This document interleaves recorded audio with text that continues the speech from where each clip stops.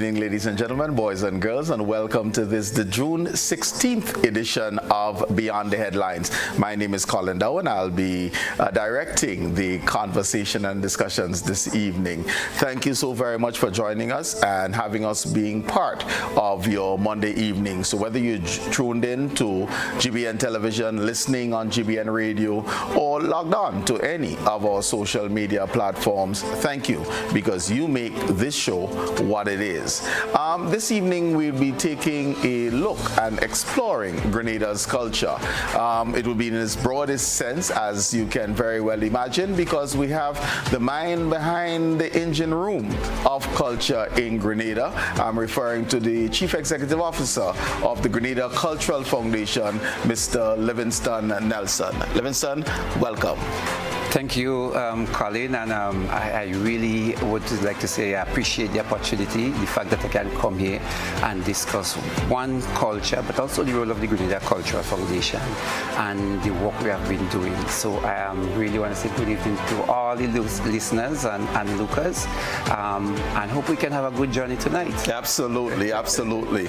You know, sometimes we are so narrow in our definition almost of culture, and the mandate, I'm certain, of the Grenada Cultural Foundation is all-encompassing. So please just share with the audience what is the mandate of the Grenada Cultural Foundation. Tell us probably how long you have been in existence, what really is the charge of the GCF. Well, first, in terms of how long we have been involved is 1998.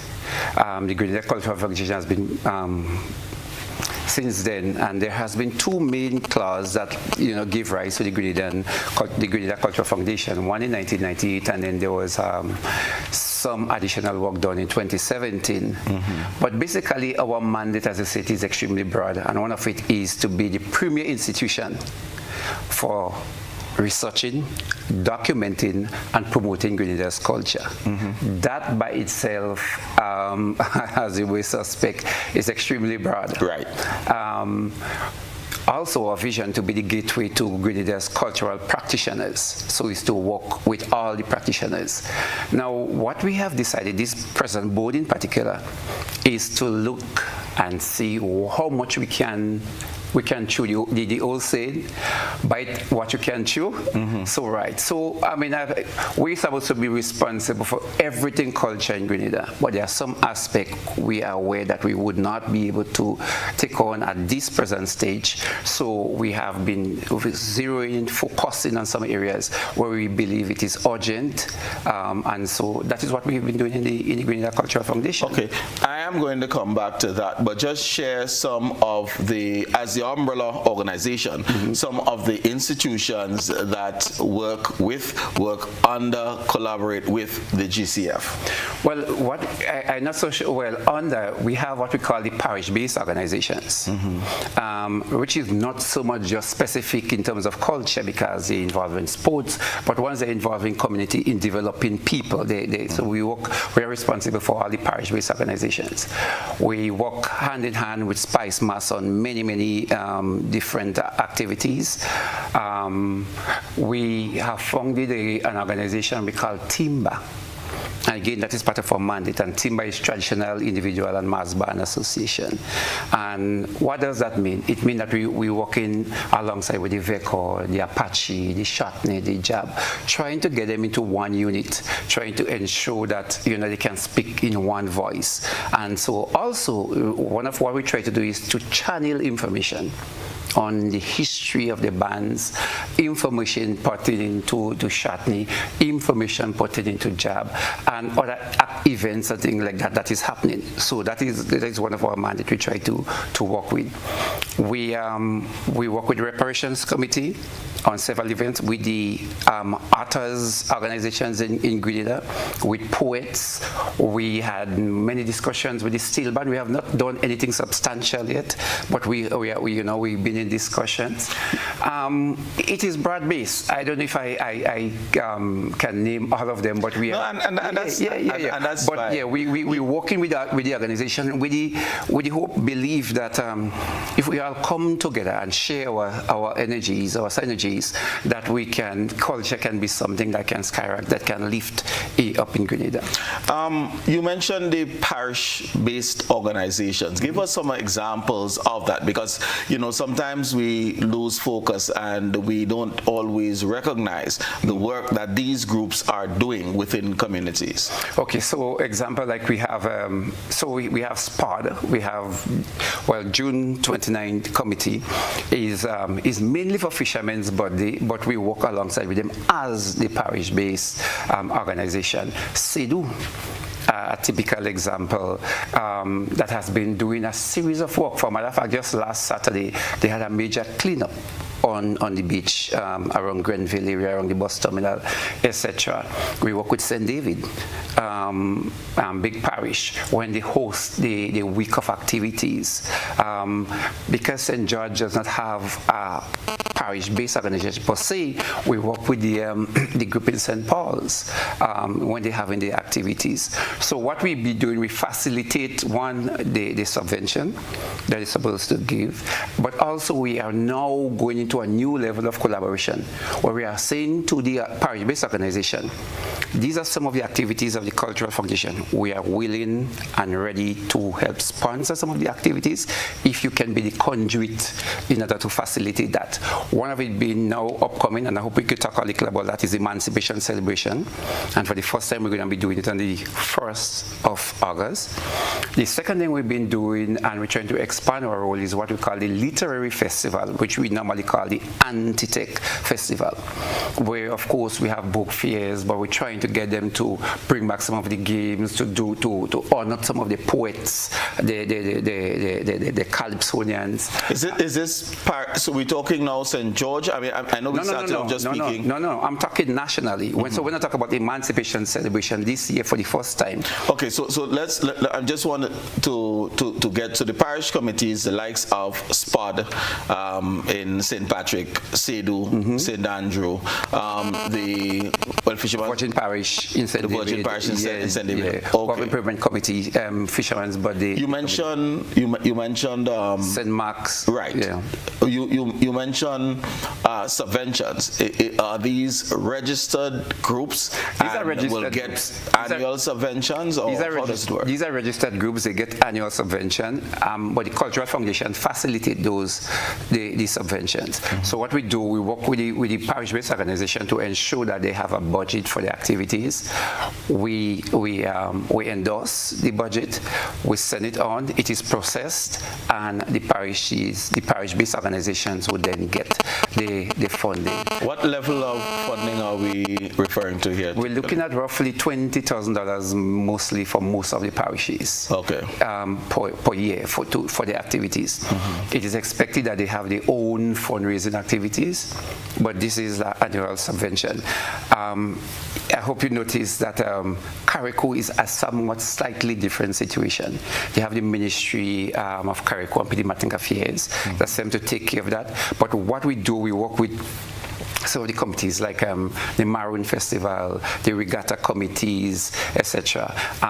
We just had an intervention in Carriacou where we did a fact-finding to find out what other ways we can work alongside with Carriacou, because as you know, the Cultural Foundation presence in Carriacou, apart from Maroon and these things, was very insignificant.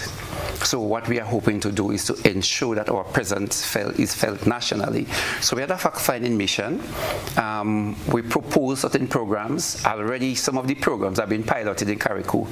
So we had to back off on that. But what we just did last Wednesday was to host a workshop in event management with Carriacou. So we're doing what we can with all the parishes. Our next expansion area, as I mentioned, the Literary Festival, we used to have it like we would focus on a parish every year. But this time we say it's a national event. All the parishes should be involved every year.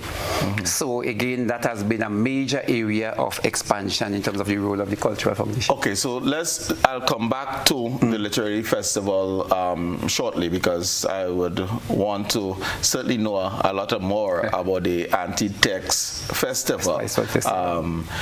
Just as you spoke of the new thrust in terms of the leadership of the board, what are some of the areas in terms of the composition of the board, number of members, etc.? Who's spearheading this new thrust? Well, the chairman of the board is Christopher Derriggs. Christopher Derriggs.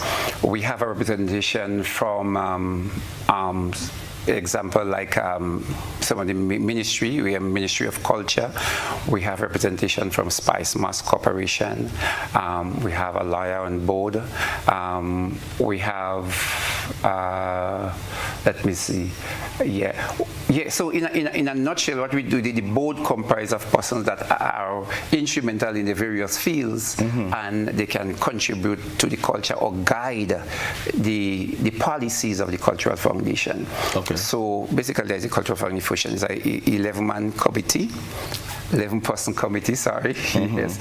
All right. We also have, I just forget, we have someone from the National Celebrations Committee that is also on the Cultural Foundation board. So these are the people that give guidance and purpose to what we are doing in the Cultural Foundation. Okay. Yeah. So the Literary Festival, Anti-Tech Spice Word Festival, I believe was the branding. When is that earmarked to happen, and what are some of the thoughts for a rollout, and when last did it happen? Well, every year so far. It happens every year, and it's in the month of October. So, as I said before, it used to be a centrally executed, but now all the parishes are expected to play a role. And when we went to Kariku, we have also engaged some of the schools there to participate on a regular basis. So we have, example, we have we have had some materials being, coming out. We have unearthed some poets, and storytellers. This year, we are hoping to engage an organization, a group, to do special theater work, but in the oral tradition sense, not just dramatization. I don't want to say too much on, because it's in October and I want to make sure that everything is finalized. So every year we try to add something different. We have had a session. Let me ask you this, because you said every parish ought to be involved. Right.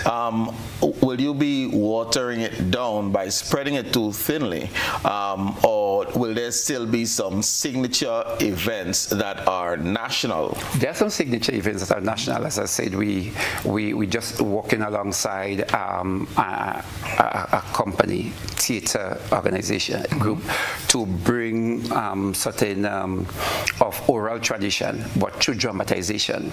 This year coming, we are hoping to do that. We have had panel discussion. We have had debate. That again would continue on a regular basis. That would continue. But we are also hoping that the parishes, through their own interpretation, can do something on their own in celebration of the Spice Word Festival. So while there might be things happening nationally, and some of the things, last year was the first time we rolled out that, and some of the things are happening concurrently. So there might be in 2 or 3 parishes, things are happening on the same night. So we're hoping to make it a real national literary festival. But we had a book fair when we were together with Grenadian Publishers Authors Inc. We had a major book fair, and that to me was a major success at the Trade Center.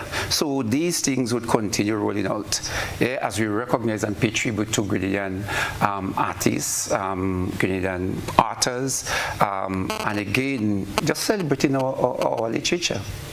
Okay. Before that, because the Spice Word Festival is in October, is Emancipation. You did mention for the first time we'll be commemorating the day on August 1st. Right. What will we be doing? Right. So we was instructed by the Minister of Culture to put a committee in place So we have members from the Grenada Cultural Foundation, of course, who is leading the charge.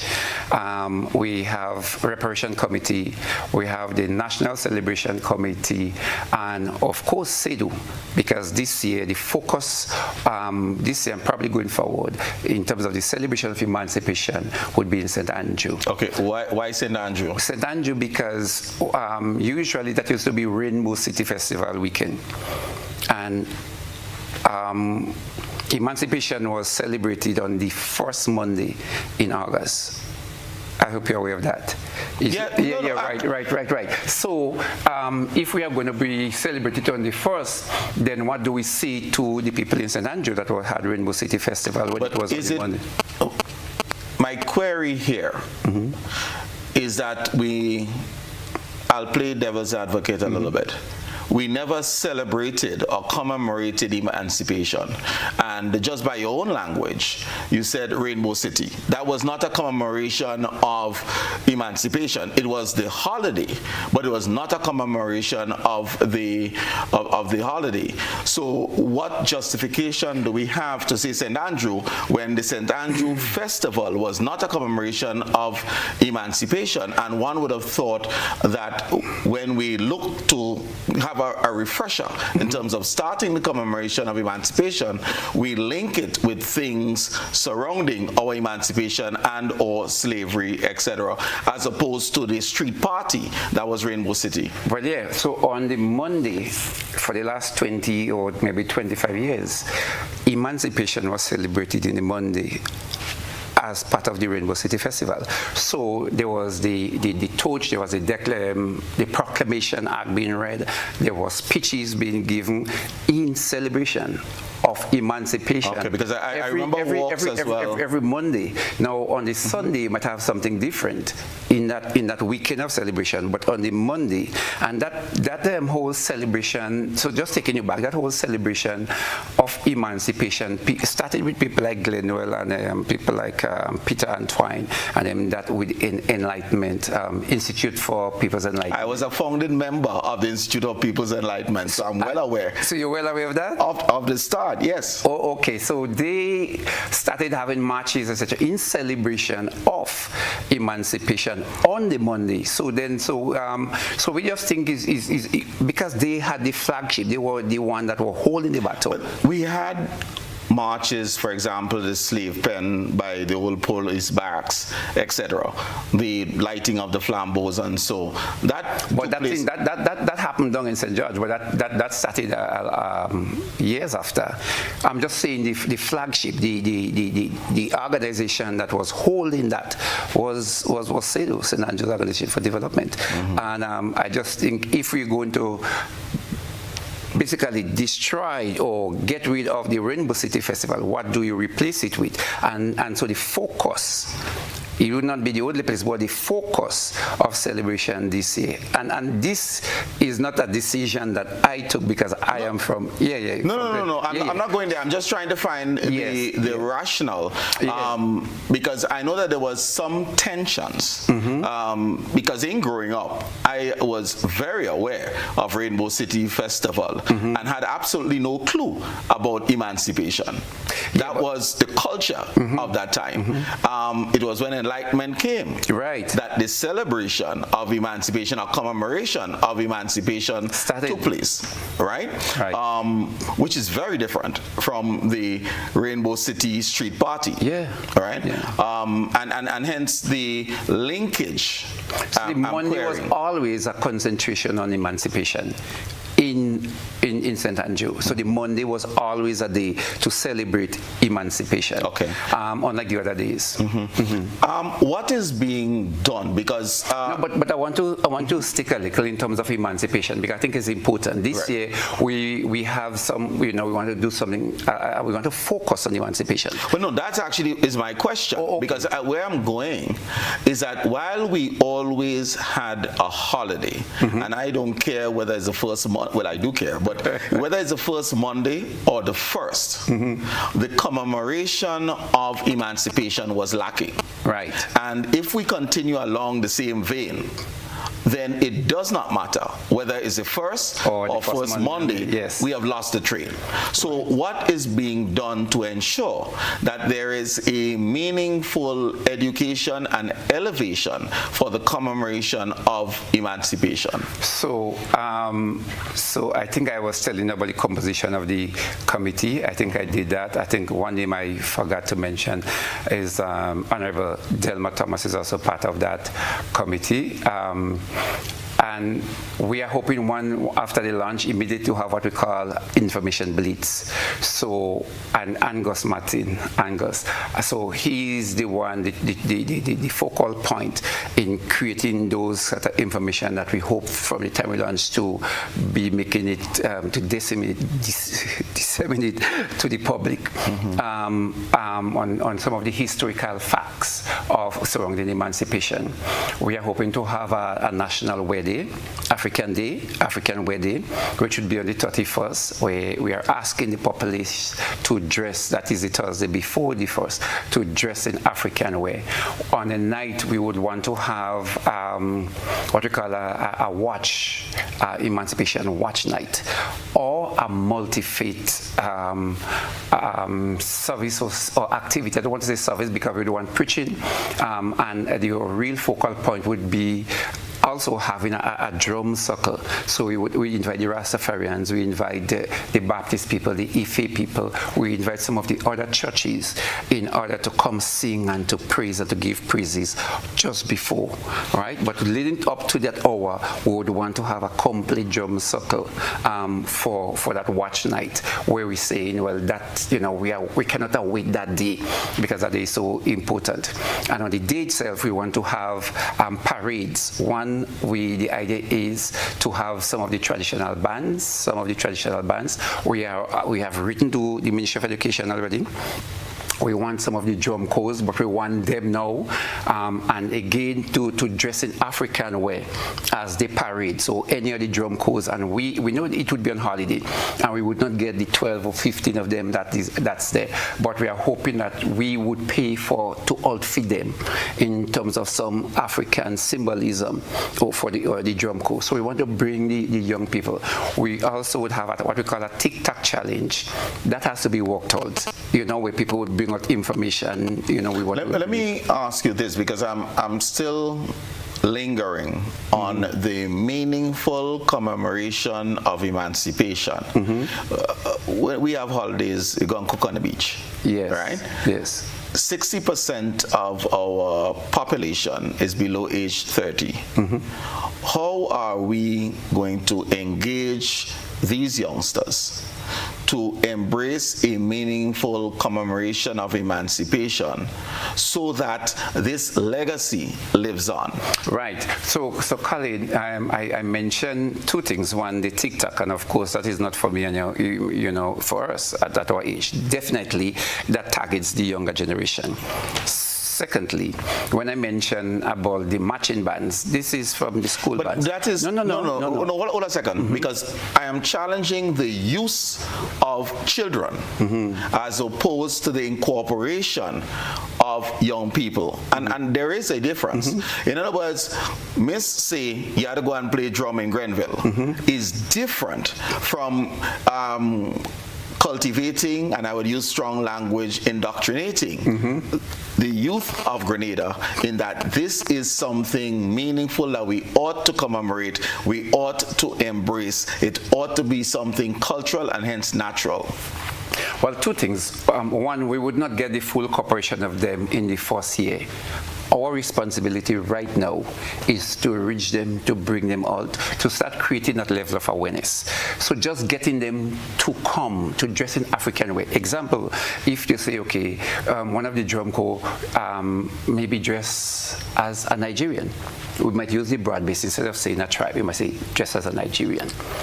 And research and produce costume that would signify one of the customs or the dress code of Nigeria.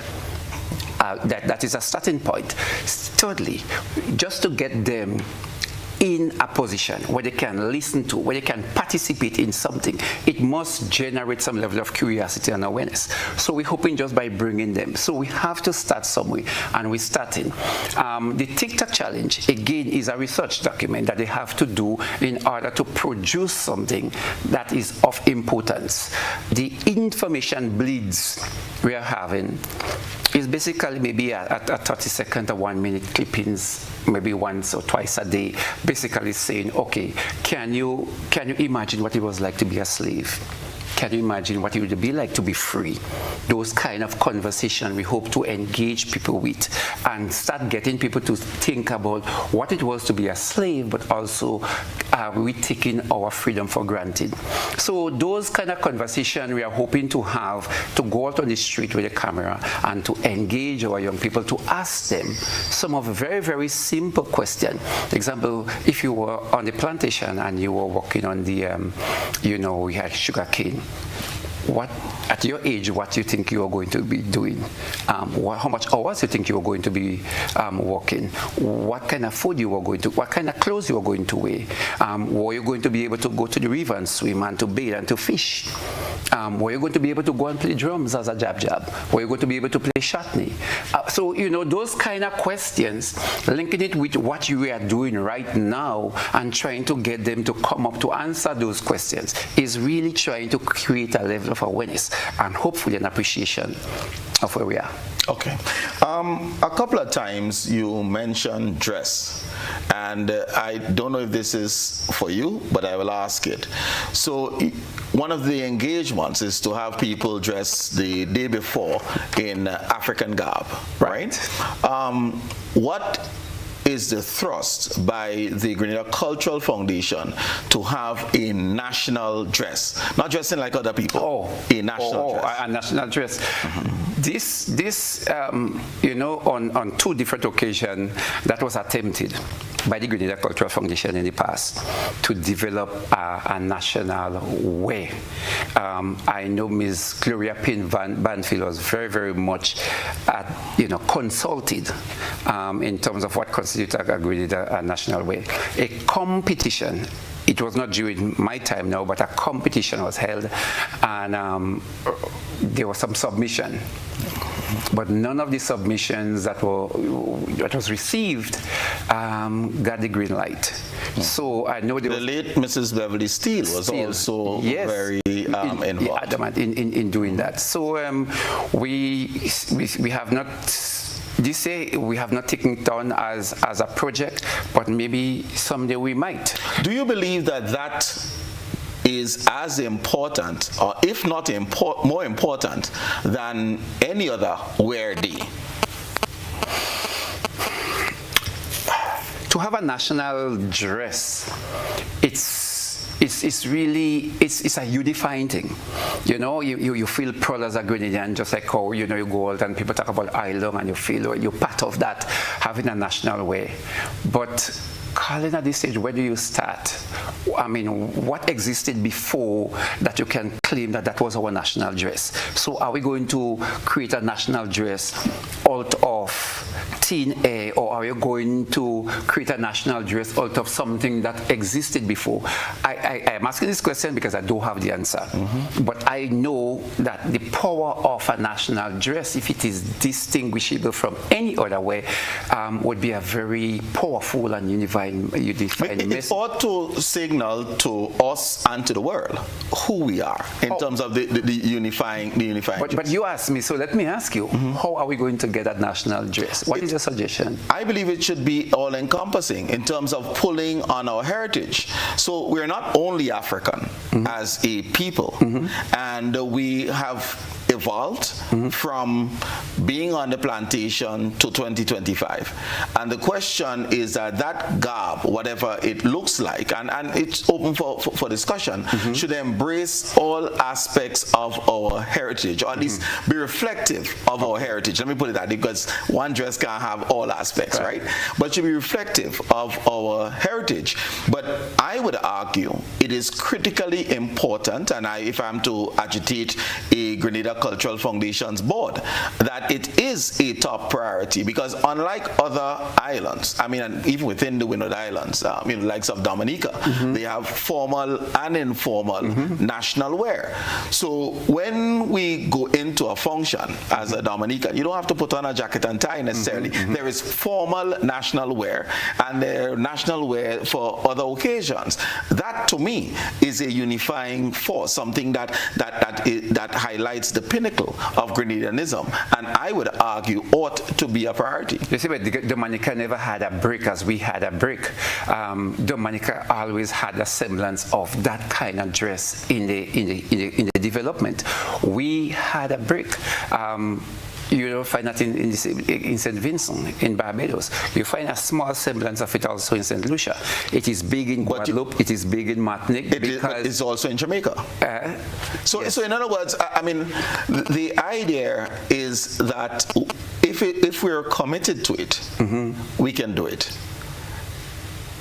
And that's the argument. We can always say we have not done it. Where do we start and throw our hands up in the air and do nothing? Yes. All right. But one will argue that it gives more pride to dress as a Grenadian than recreating African garb.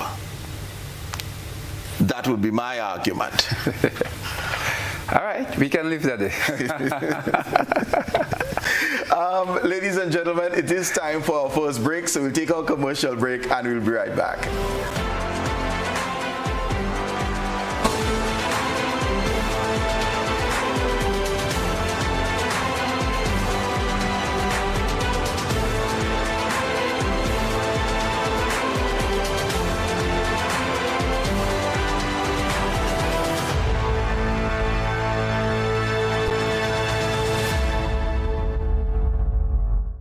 Mobility, a common theme woven into the very fabric of human history.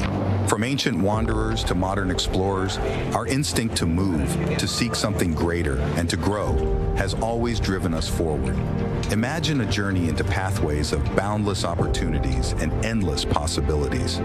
A collective future where the vibrant rhythms of the Caribbean, rich culture, and welcoming community create unforgettable experiences. Beyond citizenship by investment, we believe in our collective investment of time, resources, and energy that fosters innovation, creates jobs, and enriches lives, driving the growth of an entire nation. The Investment Migration Agency Grenada boasts over a decade of exceptional service and remains committed to guiding you toward global mobility and economic freedom through investment. Your journey becomes our shared story of progress and prosperity. This is an invitation to be part of something greater, something enduring. Begin your journey at imagrenada.gd. IMA Grenada. Unlock the possibilities. In our part of the world, we need to be prepared for natural disasters like storms and hurricanes, even outside of the season. I'm sure you'll agree that keeping our loved ones, homes, and businesses safe is important. So, I came up with a few quick tips to help you stay safe. Familiarize yourself with your electrical panel, as it may be necessary to switch off the power during a storm or flood. Make sure you install a transfer or isolation switch to prevent your generator feeding electricity to Grenlec's line. If trees are too close to power lines, call Grenlec at 237 for advice. By following these easy steps, you will be well on your way to being hurricane ready. Don't be caught off guard by natural disasters. Prepare now. For more information, visit grenlec.com.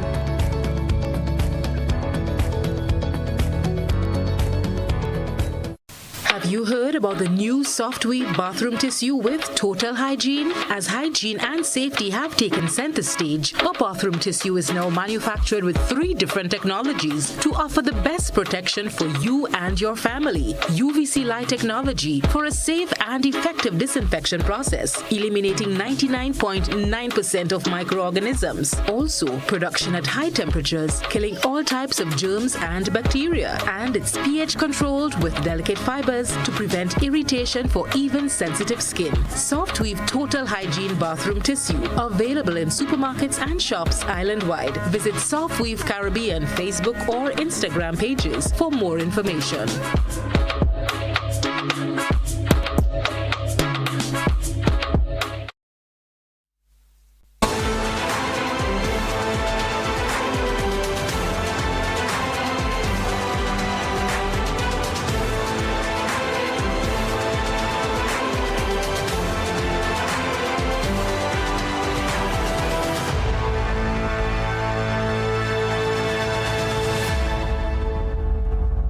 Welcome back, ladies and gentlemen, boys and girls, and we're having a discussion with the CEO of the Grenada Cultural Foundation as we explore Grenada's culture.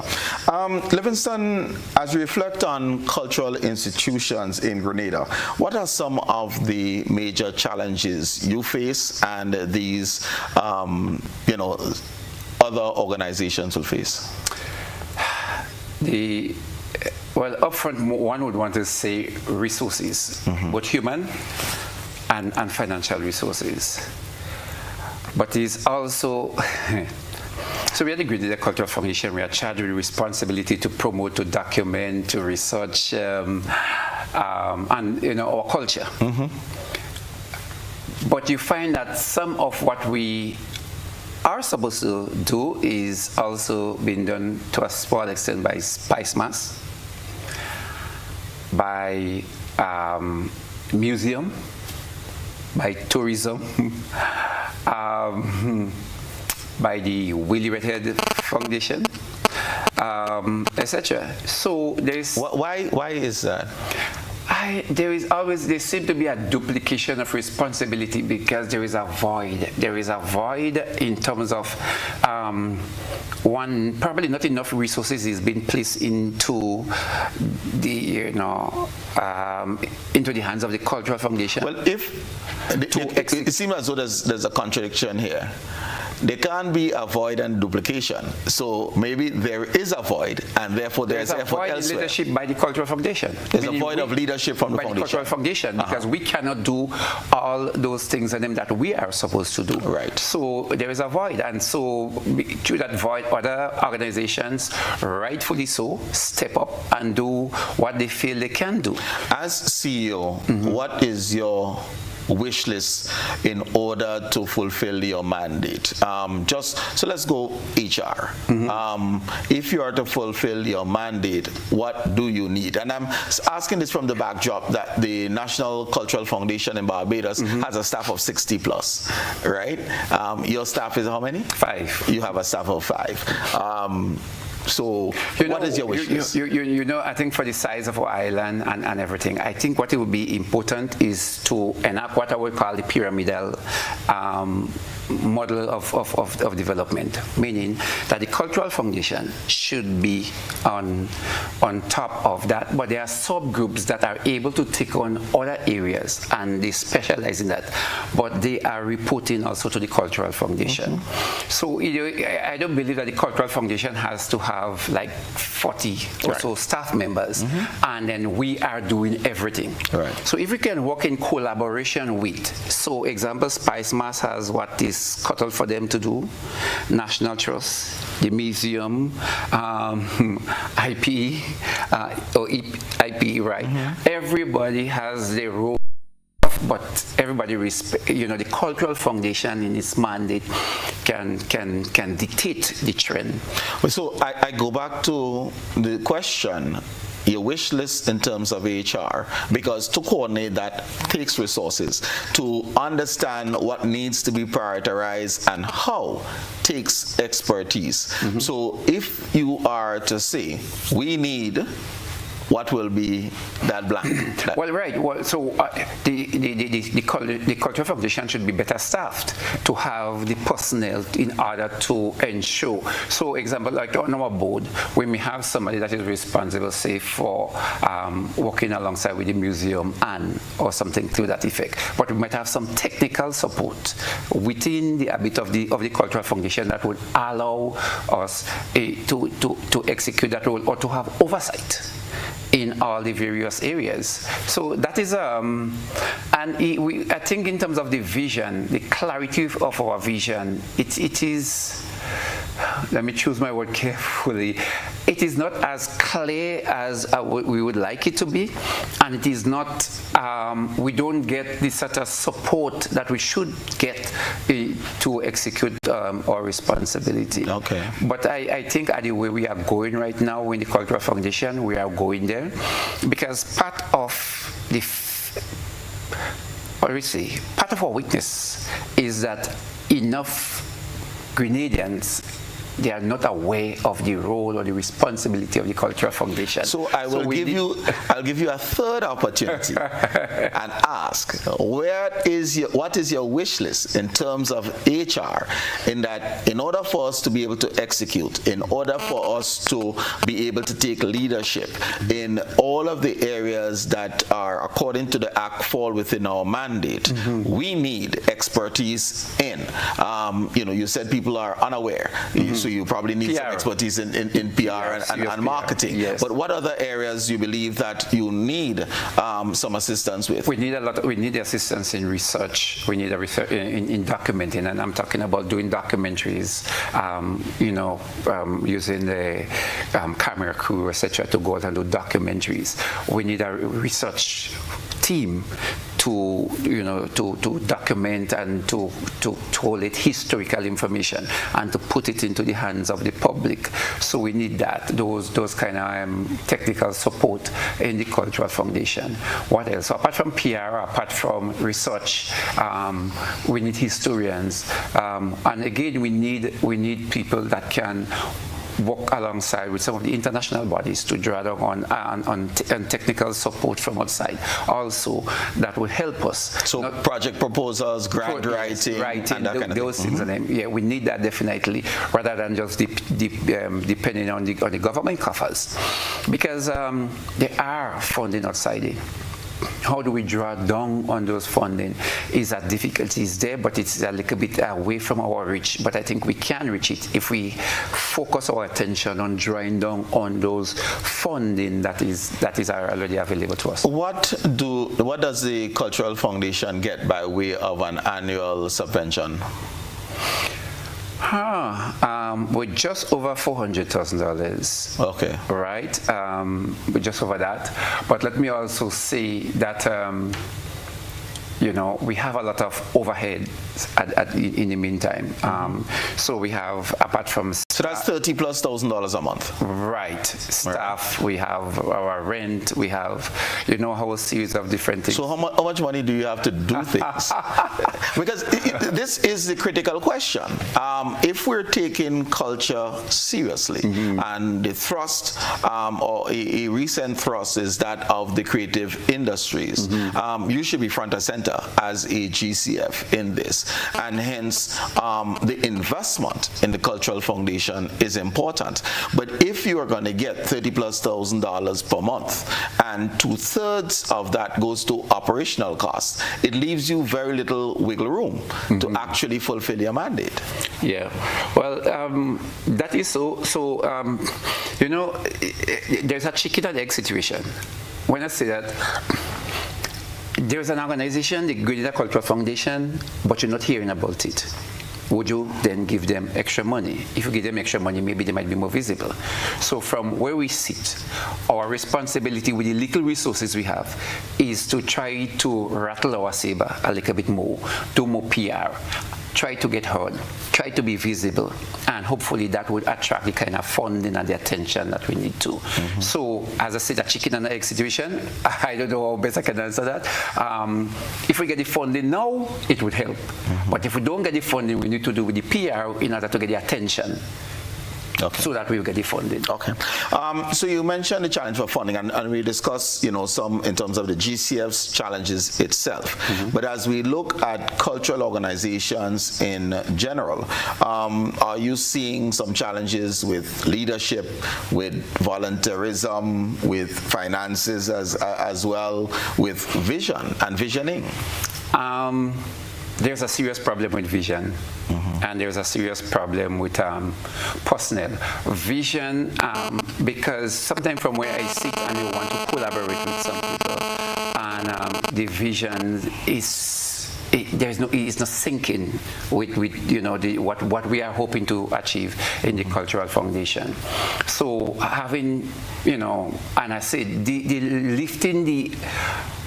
There's a term I use, Colin, sometimes in several situations, and I say what we need is a groundswell, a level of awareness that we must claim what is ours, we must hold what is ours, we must promote what is ours.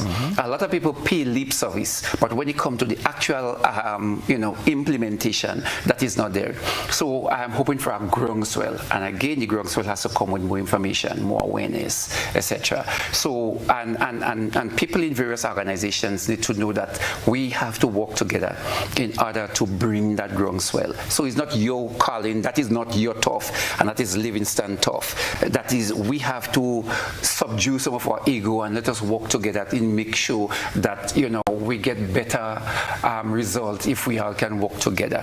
So that has always been my approach, reaching out and trying to see how we could work together with all the like bodies as much as possible. How do we, and this is just following on what you're saying, how do we bring in our youth? How do we incorporate the innovation and at the same time preserve culture? It almost seems as though there's tension between the two, because you have the ingenuity, the energy, creativity of the youth, but at the same time you want to be authentic.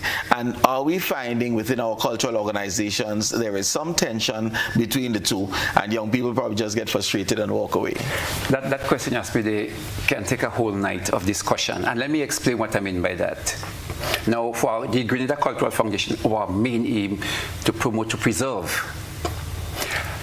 When you talk about the youth, we want the youth to be aware, but they have to be aware before they become creative. So there is a difference between the preservation of culture and the creative industry. Now, it could be the same, but the creative industry is about doing new things. How do we get the youths now to understand and use the basic information we have? Example, okay, so you want to play, well, I don't know if there's a very good example, but let me use a Veco. Now, take Veco 20 years back, and you would see the garments, what the outfit, what the masquerading, and bring the Veco today. You see a whole line of fashion design and creativity, and it's interesting and it is nice. What is good about that, though, is that they maintain the same kind of chant with a little bit of creativity, with other activity taking place. But the Veco is the Veco as what happened 30 years ago as what happening now. What you see changing is the freshness and the creativity in the costume. That is our challenge. How do we bring the youths to create that level of freshness, that creativity, but maintaining the foundation of what is really our culture? And therefore it's important to first understand what is the foundation and what is our culture. Right, and here's the research, the documenting, the promotion, and as I talk about the groundswell. So to get the youths involved, yes, but the youths are very much more interested in the creativity. We have to get them understand the basic tenets of our culture, and then they can take it and add something to it. So how do you propose we do that? I propose we do that. I've been repeating that all night, Colin. I propose we do that by creating more documentaries, more level of awareness. So when they understand, example, they could understand what is the chutney. Can you do something to innovate with the costume? But you know the chutney costume is 6 yards. But can you do something else? And do you know the chutney is the chantwell? The chutney is about the one that deal with issues that facing the country and the community. That is the basis for the chutney. But when you come in to play chutney on the youth's play, can you maintain those fundamentals of the chutney while you enhance the look, or while you enhance something else about it. I don't know. So that is our challenge. And you know, and when I ask how do we, it's really how do we overcome the challenge? Because we can say documenting. If been documenting, if we have not been educating, now we have to start, and hence the how do we know what to do, how do we do what we need to do to get there? The traditional method of communication seems to be one that organizations such as ours use, but we have to find other medium of communication, and maybe that would be a good way to bring in the youths to help them to reach their own peers by the new methods of communication. So when I mentioned about the emancipation earlier on, and I talk about the Tic-Tac challenge, that is one way of trying to get the youths to understand certain concepts and certain concepts, right? Certain facts about things, but using their medium to reach their peers to bring forth the same message. Right. So I think so that is one way I think we can rise against, we can rise to those challenges. Okay. Just looking at our organizations again, whether it's the parish committees that you engage with the other organizations, what types of interventions do you believe would be important in addition to the ones that you mentioned in order for us to strengthen them and hence have that groundswell that you've been referring to, which is important because the groundswell can't come from on top. All right, definitely not. You see, one how we sit in the cultural foundation with the parish-based organization, that they were charged with the responsibility to do their parish activity, full stop. So I don't want to zero in on any one of them, but they might do an event once a year, and that's it. So you have organizations like CEDU, that is year-round doing activities. We want now the other parish-based organization to get involved in other, in other activities. And what we propose is that we are going to help. We're going to fund those activities. So, for example, like we mentioned the Emancipation Celebration, we mentioned the Anti-Tech. That was never something that the parish-based organization had to participate in. And any other activities to help us in terms of collecting database, in terms of we want information about the number of panmen, the number of shortney people in your communities. We want the parish-based organization to play a role. And what we envisage, that if the Cultural Foundation on its own can use the parish-based organization, we'll use it as a good word, but to work or collaborate with the parish-based organization, we can get a lot of dissemination of information to the our populace just by working with them. What do you believe is responsible for CEDU being year-round, SPOD having some energy, and others not as energized? There has been a real blow to volunteerism. There has been a decrease in volunteerism, and people that come forward, it's not easy to maintain organizations now. It's quite challenging, and I don't know if I am seeing that now, Colin, or if it was always there, but we find there's a lot of criticism against everybody in leadership. So the parish-based organizations, they have some people that they get a lot of criticism, etc. But generally, it comes down to the leadership that are in those parish-based organizations, and the difference is based on the leadership. Sometimes we take a core group of persons. Sometimes you have a parish-based organization and it's only 4 or 5 persons that are actually getting the things done. You no longer have 21 and 23 persons in the parish based doing things. At the final day, you might see a large group of people coming forward, but to really zero in and get the work done, it usually comes down to around 3 or 4 persons in the parish, in the entire parish. Right. And that is the reality on the ground there. Okay. Okay. So it's a call for additional volunteers and people to show, because I think you said it earlier. You know, you don't claim patriotism and put on red, green, and gold and eat oil down on the 6th of February. We want to see that level of patriotism and commitment to country and community right through. Right through, yeah. Yeah. Okay. And then, well, I guess part of your mandate is to energize the population to be consistently thinking Grenadian. Yes, that is part of our mandate. For me, one word that replaces culture is patriotism. You might say nationalism, but one word. You love Grenada. What do you love Grenada? I'm a patriot. When you say you're a patriot, what do you mean? Do you want to see development on the economic front? Do you want to preserve the culture of Grenada? Do you want Grenada to be marketed to the world positively? When you say you're a patriot, what do you mean? A patriot is one that wants to preserve the culture of the land. I mean, the truth is, when you say culture, because culture is so broad, we might have different perspective of what what aspect of culture we all might preserve, but by and large, patriotism is a replaced word for culture. It's patriotism. All right. Okay. You mentioned it earlier in terms of one of the organizations that do work that falls under the umbrella of the GCF, and we're going intellectual property now. What work has the GCF done in terms of documenting, copyrighting, claiming things Grenadian, so that we do not lose it to others who may see it, like it, and rob it? Ooh.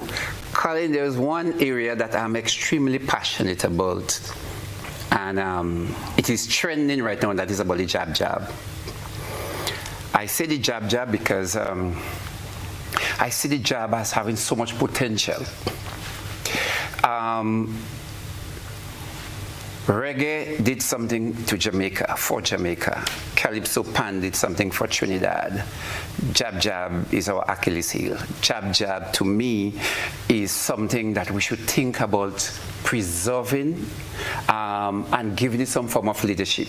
Now, culture starts from the bottom, but there come a time when it needs some structure. We are at this stage where, whether you is in Tivoli or you're in Paraclete, you go to Notting Hill, you go to Caribana, you go to Liberty, our drum, our jab is there, very, very prominent. But every year you have about 15, 20 Calypsonians mentioning jab in the song, yet there are 20 different sounding songs. What constitutes the actual jab rhythm is a conversation that we must put in place.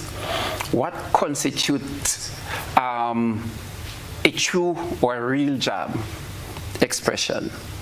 So in terms of that, I don't know if that is where you wanted to go, but there's something I wanted to say, so I'm saying what I want to say. No, and that's perfectly fine. Yeah. Because as we look, and we can always have a jab conversation, you know, I will never move away from that. And jab is twofold, and you mentioned both. There's the portrayal of the mass, and then there's the sound. Let's start on the sound, because one cannot claim that the jab mass is unique to Grenada. It's not. Right? That jab mass is played elsewhere. Now we have taken over it, we have dominated it, but it is elsewhere. Me and you would disagree on that one. And that's fine. Yes, that's fine. We can argue that whole night. I would disagree. No, there's absolutely no need to disagree. Okay, right. Right? Because we can see images from Africa to the region. So it is not unique to Grenada. No. So let us, we'll embrace the mass shortly. The sound, though, we have a probably stronger claim too. The question then becomes, what constitutes that sound? Who defines it? Who documents it? Is it copyrighted? Or how do we go about communicating it? So as you correctly said, we have more than 15. If we have 120 soca artists, probably 97 of them mention jab. Yeah. But whether or not that sound, accompanying sound, is that authentic jab sound is a different question. How do we teach what the sound is so we can embrace it, so we can enhance it, and then we can commercialize it? But let me say something to you as it relates to this song. And when I mentioned the various places, Notting Hill, right?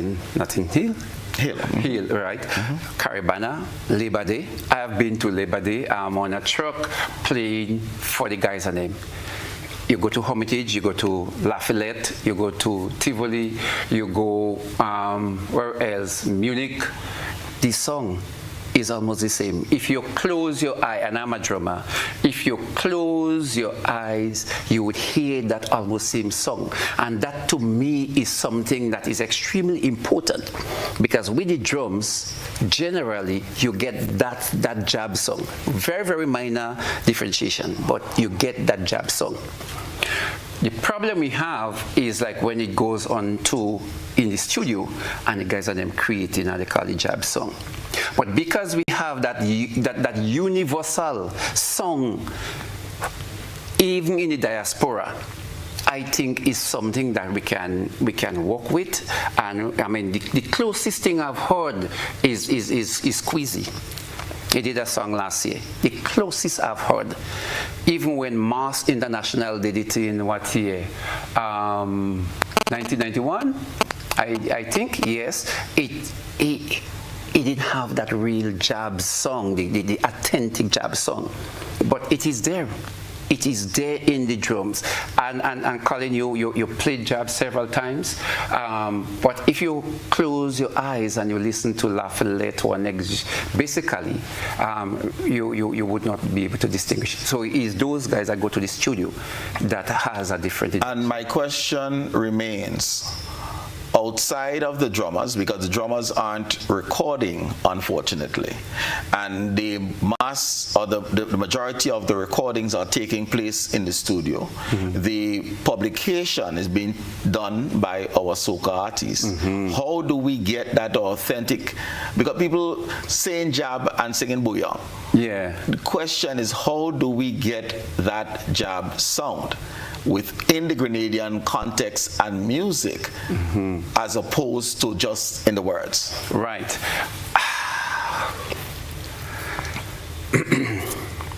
I think earlier on I was mentioning about the groundswell, and it's just reaching out as much as possible and trying to promote what is the authentic song. So the lead has to come from people like within the Cultural Foundation, maybe Spice Mass, that kind of sort of program. I don't know where else, but we need to have the authentic song going outside there. Is it defined? Because you said if you close your eyes, you'll hear it. Yeah. Is it defined? So can it be then communicated to our rangers? So you go to Carriacou and you're speaking to export, and you can see this pattern. Is it? You know, I think all the guys that work with studio, they have heard the jab song. They're not immune from what is happening in Carriacou. Lots of jab go up with drums and they play.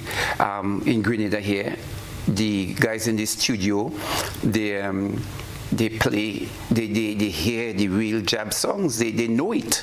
It's just that I guess when the Calypsonians go on their record and they say there is jab, this guy is just studio work with them based on what they come with. So I don't believe anybody is there to protect the song, so they allow it to happen. You know, guys say, well, how do we change that culture? And I'm deliberately using the term culture. Advice, you tell me. I mean, what is your take on it? Because I don't know, except, as I said, we have to continue pushing and say, well, that is what is the jab song. And it takes organizations like the Grenada Cultural Foundation to be at the forefront doing that. Okay. So, yeah. Alrighty. Viewers and listeners, it's time for a second break. You certainly can weigh in when we are back, but we'll take the break. We'll be back shortly. Thank you.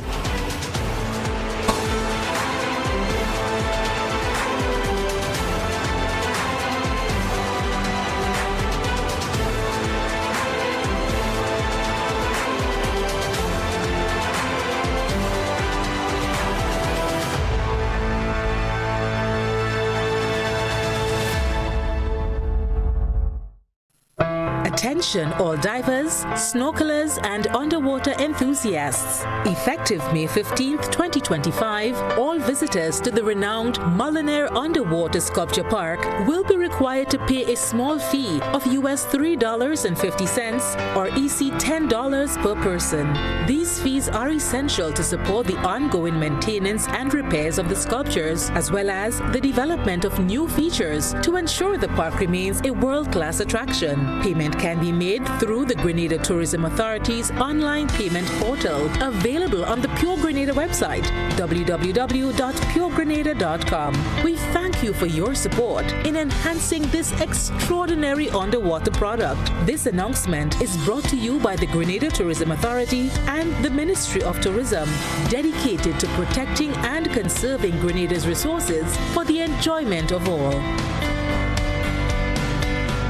Are you longing to taste authentic, flavorful dishes from Thailand? Then look no further. Konthai, the newest restaurant located at the back of Galleria Mall top floor, is the place to satisfy your taste buds for Thai dishes that are well seasoned with fresh local spices. They offer a great selection of sumptuous dishes that will tantalize your taste buds. Visit Konthai today because the food is good, the ambiance is great, and the staff friendly. Available on Carabites and Yogo Grenada. For more information, call 456-0074 or visit konthaigrenada.com or stop by the new Galleria Mall, Grand Anse St. George. I'll meet you there. Need to check your bill balance? Use the Grenlec mobile app.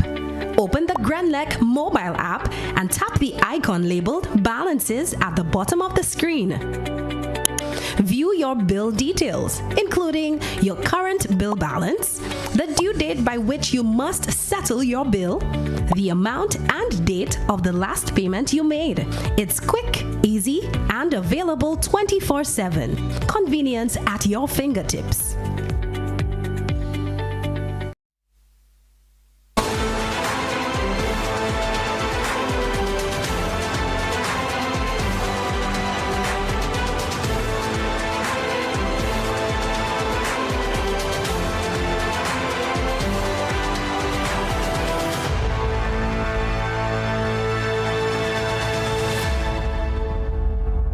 Welcome back, viewers and listeners. We're speaking Grenada's culture with the CEO of the Grenada Cultural Foundation. You certainly can feel free to weigh in with your thoughts. 440-1252, that's our number for you to call in. Livingston, why has JAB, we go into the mass portrayal now, exploded in Grenada? Why is it so popular in Grenada as compared to other Caribbean carnivals? Well, I think for one, a simple thing is that JAB to me emerged as a protest movement. It's a resistance against the whole stigmatization of racism in particular. Because you were too black, your nose was too big, your lip too thick, your hair too kinky, the drum you used was evil. Everything about you was shunned. So some people believe in that stigmatization, and some others decide to resist it. One of the days that allow for free expression to resist that kind of stigmatization was during Carnival. And emerging out of that period were people that say, you think I am evil? You think I am black? Here is more blackness. You think I am, because of my blackness, I am the devil? Here are the horns, the snake, the red tongue, etc., the serpent. When I sin, I would die. Here is a coffin. But also, we had a chain. we had a chain, we had the drums, and the drums were banned. And there's something very significant about the drums, because at one time the drums were banned, but also, apart from not being banned, you had to play drums under a tent. So the JAB defied that and play drums in the open air. That is why today you go to the Baptist people, they still use the tent. On the homeland, in the mainland Africa, you don't see worshiping and the celebration on the tent. But we had to play the drums on that tent because they wanted that level of control. I go back to the question, though. Why do you believe JAB exploded in Grenada as opposed to the other Caribbean carnivals? Because all that you said there is true of the entire region, and yet still JAB in Grenada. I can't really see why it exploded in Grenada more. While they had, I know there were some sightings of some what I call black painted characters in Trinidad earlier on. In Grenada, maybe as early as 1911, there was a sighting, and the JAB was resisting against the system. So where it exploded, in Grenada in 1976, I would say that was the JAB was used for the first time as a sort of mass movement. When Gary decided to ban JAB and the NGM came and they used JAB as a sort of political... Which was earlier than 76, but go ahead. And it was in early 70s. Talks about the NGM. Yes. Yes, when they... No, 76, when they banned. For a matter of fact, there was a time when they said Gary Data actually played that time. Some people would say in 73, but the NGM was founded in 73. So yeah, I was just saying that was, to me, was one of the mass movement where it became politicized, and then you had other insertion like Mass International that actually put it on CDs, etc., and start popularizing that, and for the first time recorded the shell. And later on you had people like Talpree, you had people like Super in Tongue that organize activities with the JAB. And I think JAB had a sort of magic feel. It looked like something you shouldn't do, but it dare you to be in that costume, in that masquerade. You had other movement again that popularized the JAB, and I don't know. Lately, it is probably one of the cheapest masquerade to play, and it brings a sense of defiance. It brings a sense of. So, what you say fuels the JAB movement? Who is a JAB? Who is a JAB is someone that feel there is a need to express themselves differently or rebelliously against society. That I would say characterize the real JAB. So the adornment of what I call the tools of the JAB mean that you are basically define society characterization of who you are. Right. And the JAB became and was labeled Diablo, Devil Mask, simple because one of the tools of the JAB was spelling on the Bible. Remember, the church was supposed to be the authority on morality. And when the JAB took on the Bible, and they were spelling on the Bible. So they had three things that characterized them. One, the shell, that was an instrument that, was not fully accepted and still feared. The drum, which was supposed to be played only on that tent or partially banned. And then you had people using the Bible to spell. I mean, not literally the Bible most of the time. But when the use of the Bible, it became heresy. And the church, in particular, felt that they were going overboard. And so the JAB, there was one line I used, it said, people that work in the public service 364 days a year, or that one day, defied everything and changed into a character that says, you think I'm evil, here I am. You think I am not bad, here I am. So you had this double sort of consciousness taking place at the same time. So the JAB become that kind of rebel. I believe being aired tonight because we had Real Housewives Atlanta was filming in Grenada, and that series is being relayed. And I believe the episode tonight features Jab Jab. There was a preview of it on their site, and the comments by the wider audience were mostly negative because it's one of devil worship, satanic, etc. What would you say to that international audience about Jab Jab to calm their fears that there's not 100,000 devil worshippers on island? You see, one of the things, Colin, and I said, I don't know if I can calm their fears because usually their belief is influenced by a lot of their biasness. Yeah, but one of the things I always said, devil worshippers. But let us put that in context. It is not normal for, in particular, Caribbean people to openly associate with the devil. We were characterized, we were stigmatized by the European society to think that we are. But if you look deep into to us as a Caribbean people or as black people, we have never associated with worshiping the devil. So to say that the Jab Jab is devil worship. But let's be clear. The people who are seeing this probably don't know the Caribbean.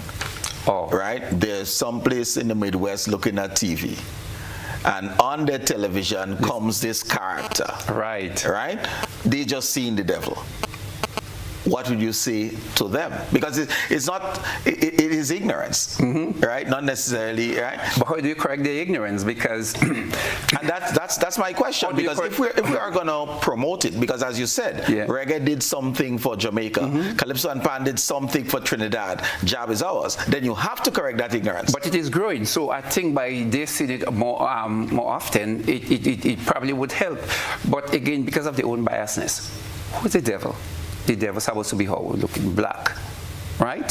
So it is their own biasness that is showing that because the devil's supposed to be black. But I still ask the question, because this is one that we need to answer as a society. If we are going to promote Jab Jab, we must be able to articulate what that mass means and represents to someone who does not know. And we cannot assume because they don't know that they're biased, right? That shows our own biases. So we have to be careful not to be biased. We have to be careful not to be racist as we explain and promote this integral part of our Grenadians' culture and heritage.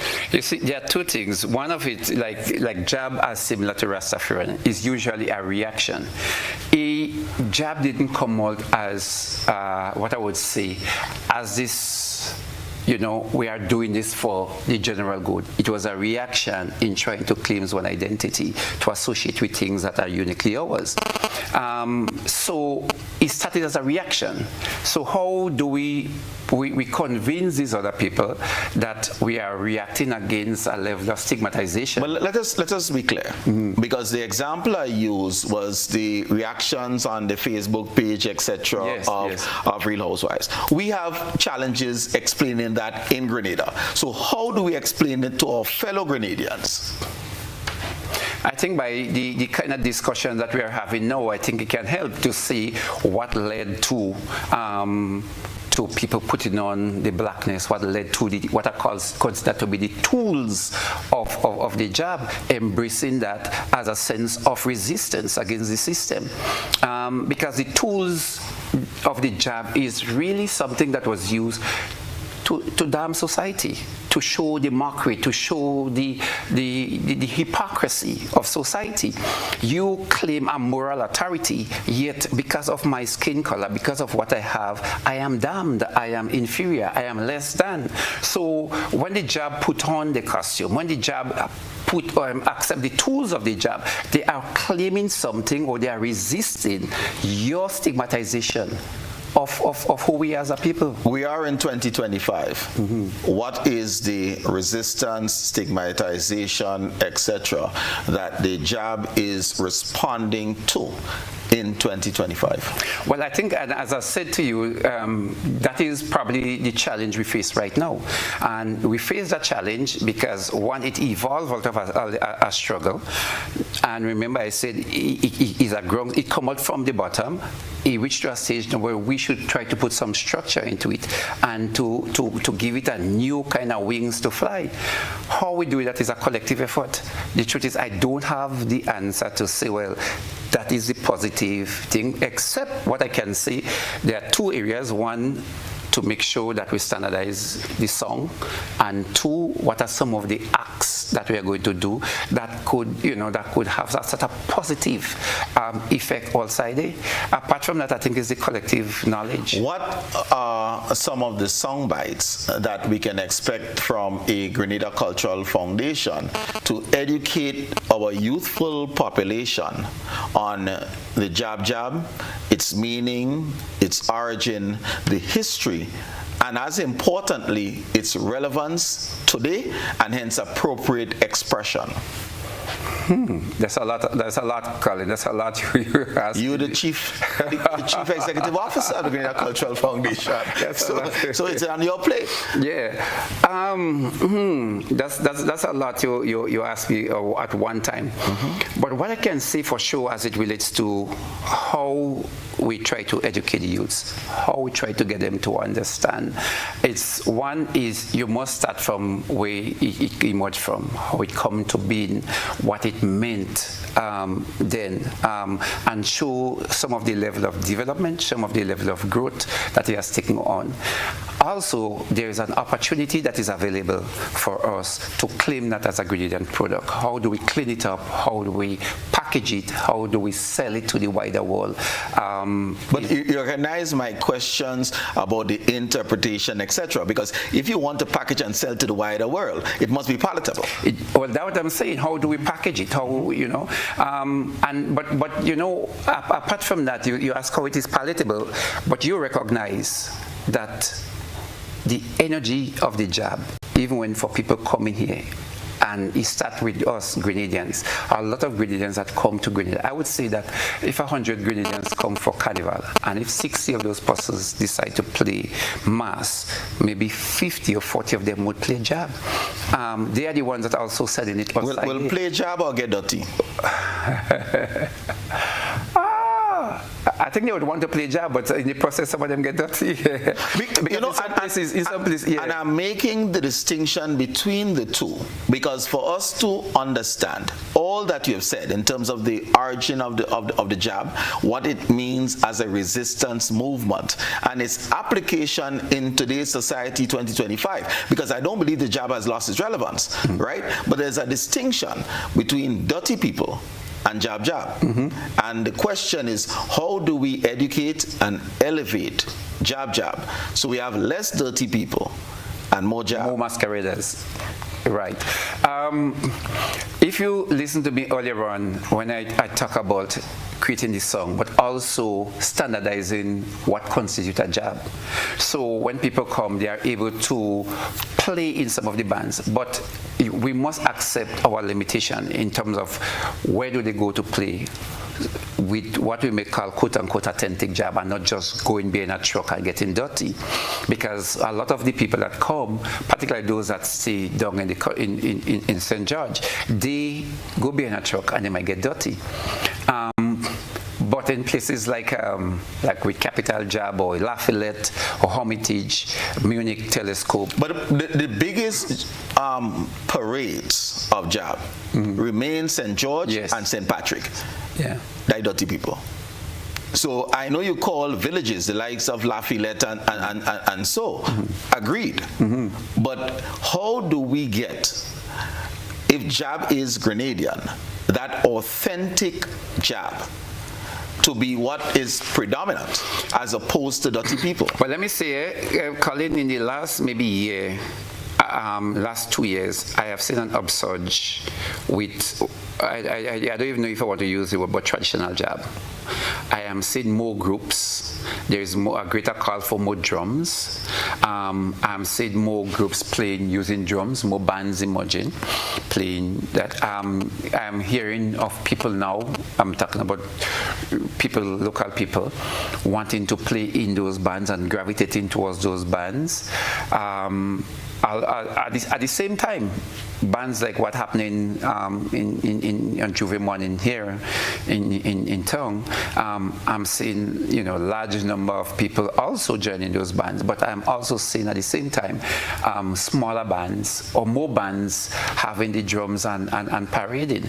The Cultural Foundation have been trying to push for what I call a clinical space. Clinical space meaning working where we had consultation or discussion with Spice Mass and saying, can we have some program asking the DJs want to see the band to cut back, to play music lower, so we don't have just a block, but we have authentic portrayal and allow space for the jab, the real jab to play, but not just the jab, all the traditional bands or all the bands that play on Carnival Day, not to be in all this competition with all the DJs. So I think if we try to create those conditions, those enabling conditions, we could see an increase or an improvement in the so-called jab product. I am going back to what are the song bites we can expect from our Grenada Cultural Foundation that will assist with the education of our youthful population on the origins, history, and current relevance of the jab. But I think I've dealt with the history, I've dealt with the origin. As it relates to now, the current, what do we do right now? I think it's collective. I don't think we reached at that stage yet where we know exactly where we're going to want to be in the next 10 years. Although I stated to you, I don't know if probably there's not the answer you want. A two-pronged approach. One has to be, how do we standardize the song? That's one of the conversation we need to have. Mm-hmm. And the second thing, how do we standardize what constitutes the jab, the act itself? What is a jab? How do you play the jab? What are the tools of the jab? And my question is not theory, because the work of the Cultural Foundation is to do that. I'm asking you, how are you going to do that? So somebody, Joe Blow on the side of the road, would say we need to do. The person being paid in the Cultural Foundation has to do. Mm-hmm. And that is the question. How will we get there? But I also said to you that we, that conversation, the reason why I'm saying all that is because we're already having that kind of conversation in terms of the standardization of the song, but also in terms of what constitutes a real jab. How do we come up with that? But those answers cannot come in a 1 month, in a 1 day sitting. It has to come to a level of discussion with different persons. How do you see us? How do you see the Grenadian jab emerging? I listed some of the challenges, and I think there's a good start. The idea with what having jab maybe being diluted, if you have jab too often, too much on the streets. If you have persons playing, just getting themselves dirty. If you're going to have any little party, you have jab bands. You have the DJs. So let me just ask, because we didn't touch on this as yet. Do you believe that the playing of jab, as we have seen over the last weekends, on the last month, and we're only at the beginning of June, is diluting the product and problematic? It's not just the time frame, but I am thinking the what is it are they doing? So you see people on the street, 3 persons here, 4 persons here, and they playing jab. They say they playing jab. To me, they're getting dirty. There is no serious portrayal. But I also believe, because of the magic of jab, if it is done too much, it becomes diluted. If you have everywhere on the street, people are playing jab every weekend, it loses its meaning. That is my belief. It loses its meaning. So I believe that this should. So there's a time and place for resistance? No. There is not a time. Yes. Not like that.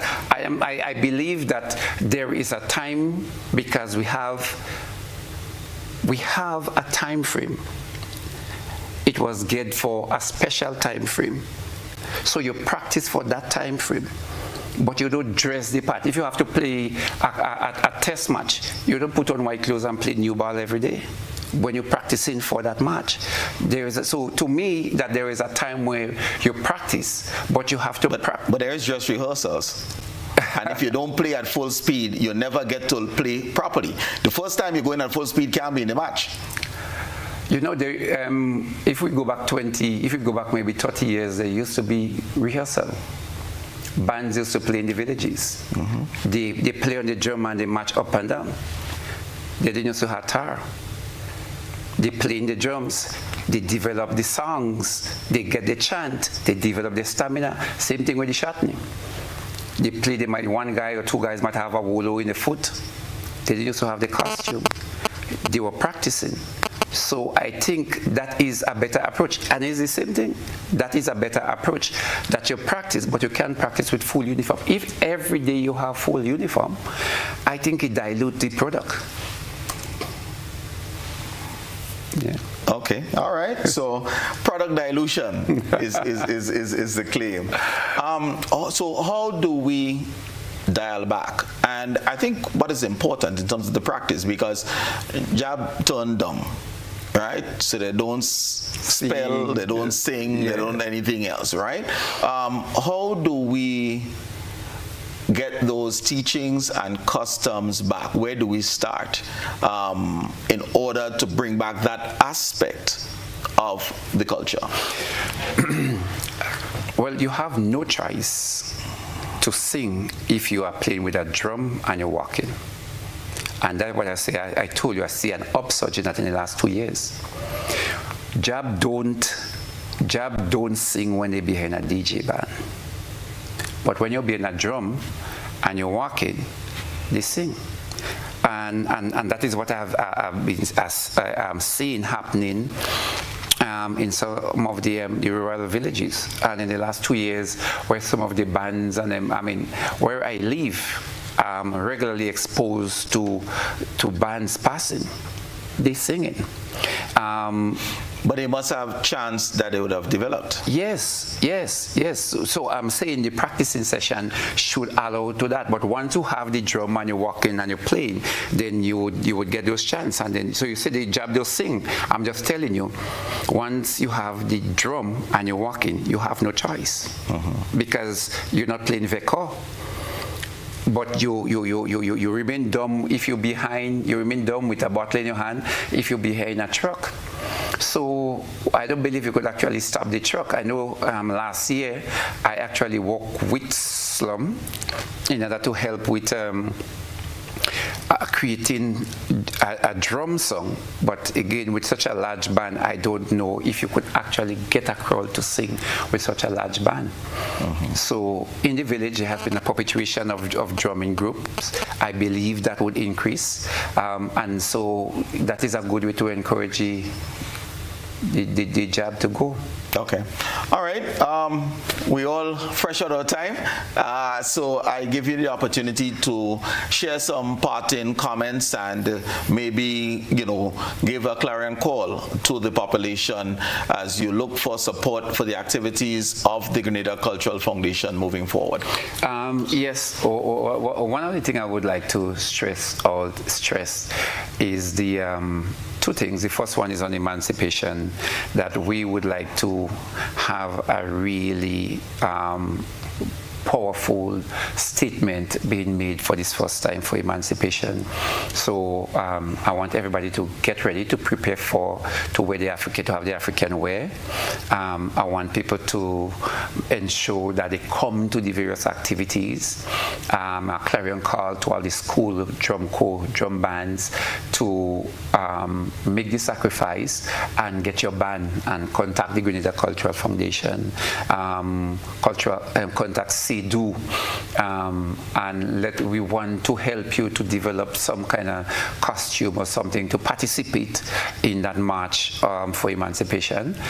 We also want you to keep, I know it's carnival season, but we want you to stay tuned to participate in some of the information that we are going to be distributing to enlighten you on some of the aspects of emancipation. And secondly, as we go forward in this carnival season, I am calling all the traditional bands in particular, not just the jab, to make sure that you play in costume, that you have uniform, that the band is uniformed, and that you remain a disciplined group as much as possible when you play. But we really want all the bands to come out, people to participate in our carnival. We want the jab bands to come out on Carnival Day and play a wicked jab and bring out all the theatrics, all the the spelling, the coffin, the sacred boxes on them that we used to use, the chain, the horns. We want you to play, to add the theater, because that is what constitutes the real jab. So we call in on the gradient populace to play the real jab as much as possible. And I want to finally thank you, Colin, and GBN for allowing me and the Cultural Foundation to express our view here. Unfortunately, we didn't get a call. I was really looking forward to that. Mr. Livingston Nelson, thank you so very much for coming and sharing as we had this exploration on Grenada's culture, and you, ladies and gentlemen, for being with us for the last 90 minutes. It is with you that we enjoy this journey, and it is even more meaningful. So thank you very much for being a part of this evening's program, and I look forward to being with you in the next 6 days, 22.5 hours. Take good care.